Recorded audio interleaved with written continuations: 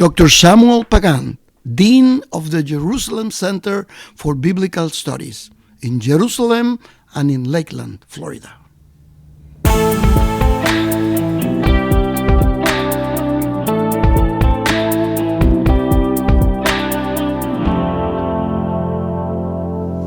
Dr. Samuel Pagán, good to see you, Dr. Pagán. Thanks for being with us today. My pleasure to be here in this dialogue. Oh, this is going to be fun. Yes, indeed. Now, for those who don't know you, who is Samuel Pagán?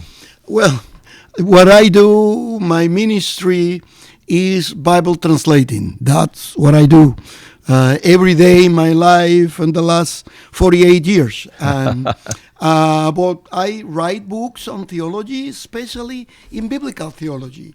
Mm. And the last 10 years, I have been studying the historical Jesus. Mm. Last year, I published a book on Paul, the first one on Paul. The first one. But trying to relate the theology of Paul with the resurrection of Christ. Oh, okay. And in that angle, in that junction, I start studying Paul and start developing a couple of chapters on the understanding of Paul of the Hebrew Bible, the understanding of Paul about important biblical people, Abraham, Sarah, David, Moses.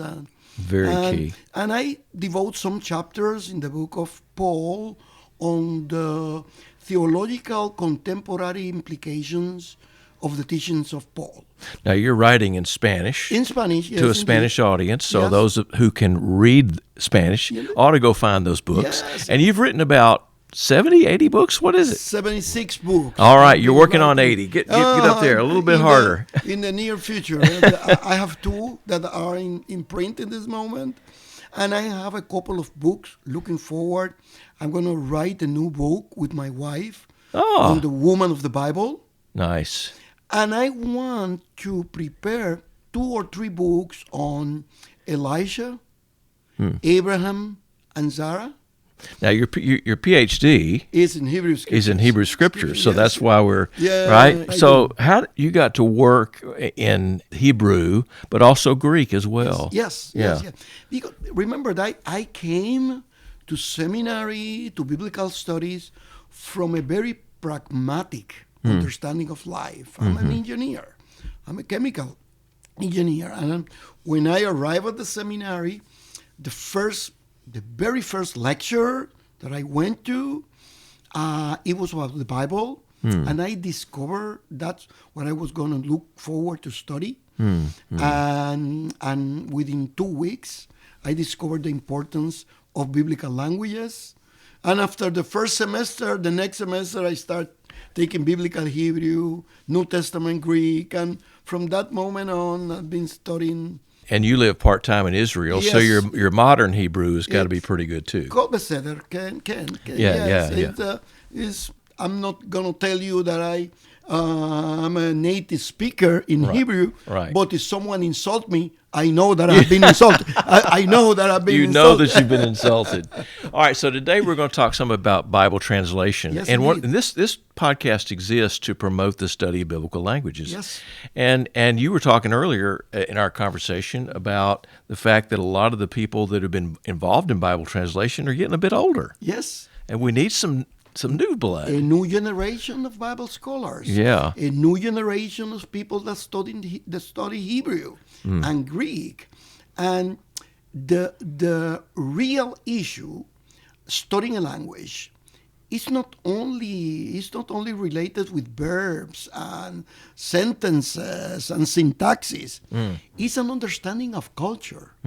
It's an understanding of the surroundings, the context of the language. Yeah. And when you study, let us say, biblical Hebrew, it's very important for you to be aware of the geography, of the periods where you study the Bible. Let us say the Hebrew of the 8th century, before the Common Era, the Hebrew of Isaiah, have differences with the Hebrew of Ezekiel in the 6th century before the Common Era. Languages 200, change, right? yes, They evolve, right? To give you an idea how much languages change, every Bible translation needs to be revised every 15 years because of the language. not only because of exegetical discoveries, archaeological discoveries, sociological evaluation of the text. That's that's happening, but, right? But language move. The Spanish language is changing. Yes, indeed. The English language is changing. Hebrew language is changing, and French. All the languages are changing. And in order to be contextual, and in order to be pertinent, we need a language that, give you an example, contemporary society, the new generations are able to understand. If they do not understand the language, they are not going to read the Bible. They are not. They will tell the Bible is good. They will tell that this is a beautiful book. Yeah. But we want not only an appreciation of the publishing. We want the reading, the understanding, of the text, and the sharing of the biblical text. Exactly. Yeah. Now, you've been involved in Bible translation for a number of years. Yes. Talk a little bit about that process, what you've been involved in, what you've been up to the last few years, right? Bible translation probably is one of the most enjoyful, and the experience of Bible translating is extraordinary. You enjoy it. Traditionally, in history, let us say San Jerome, when he translated the Bible, 4th, 5th century, he was working alone with a couple of women around him. It was a small group, dialoguing with people, translating the Tanakh, the Hebrew text, the New Testament manuscript. Nowadays, Reina Valera, King James, all those texts were translated by one person in dialogue with a couple of them. The missionary translations all over the world, in Africa, Asia, and Latin America, were done by missionaries. One missionary in dialogue with the community. Nowadays, we have committees. We have, let us say, to translate the New International Version, we have a committee with different denominations. We want people from different denominations. We don't want the Bible to be Baptist, or we don't want the Bible to be Pentecostal, or we don't want the Bible to be Reform or Presbyterian. Right. We need different denominations present. We need to have people from different ages. That's right. Because in that way, we assure that we have people able to understand the text. And that in this last revision of the Bible of the NIV, we have a group of people of 25, 30, 35 years old, in order for them to hear the text and relate with the text. But not only we want different denominations, we have different ages, but we want also different places in Latin America. The Spanish in Argentina have differences with the Spanish in the Caribbean, in the Dominican Republic. Absolutely, yeah. When you speak English and you hear someone from Australia, you know in 2 seconds that this is not from Texas. This is not from New York City.